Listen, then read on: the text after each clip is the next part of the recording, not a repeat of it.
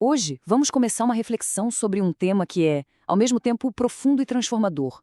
O que de fato significa ter um relacionamento pessoal, uma intimidade com Deus? É um convite para a gente mergulhar nessa ideia de uma conexão divina. Sabe, quando se pensa em Deus, qual é a primeira imagem que vem à mente?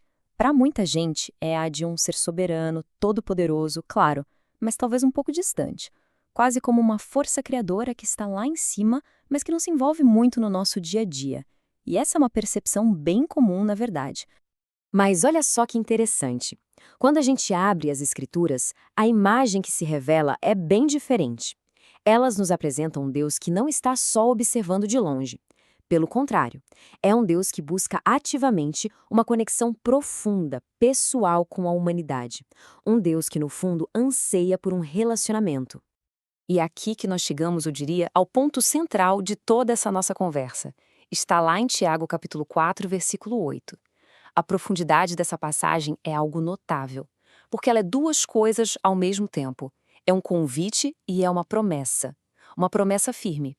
Pense bem, a ação de se aproximar gera uma reação garantida da parte de Deus. Fica muito claro que ele se aproxima de quem o busca. Certo, então o que é, afinal, essa intimidade com Deus? É importante entender que isso vai muito, mas muito além de simplesmente cumprir rituais ou deveres religiosos. Estamos falando de um relacionamento, uma via de mão dupla. É sobre partilhar o coração, sabe? Os medos, as alegrias. É sobre cultivar uma amizade e uma confiança de verdade com o próprio Criador. E aqui, a gente precisa fazer uma distinção que é fundamental. Porque uma coisa é conhecer sobre Deus. Isso é acumular informação, saber fatos, é um conhecimento mais intelectual, digamos. Agora, outra coisa completamente diferente é conhecer a Deus pessoalmente. Isso é sobre compartilhar o coração, ouvir a voz dele. É a grande virada de chave, sair do conhecimento intelectual para entrar num relacionamento de confiança. Tudo bem. A pergunta que fica, então, é muito prática. E é a que realmente importa, não é? Se o convite de Tiago 4,8 está aí, aberto a todos, como é que se faz isso? Na prática, como uma pessoa pode começar a dar esses passos em direção a Deus para construir essa intimidade? Bem, as próprias Escrituras nos mostram alguns caminhos bem práticos. Primeiro, a oração sincera, pensando nela não como um monólogo, mas como um diálogo honesto. Depois, a meditação na palavra, ou seja, ler a Bíblia não como um livro de história, mas como uma mensagem pessoal. Há também a adoração, que é uma atitude de gratidão em tudo na vida. A obediência, que é super importante, mas que nasce da confiança, não da obrigação.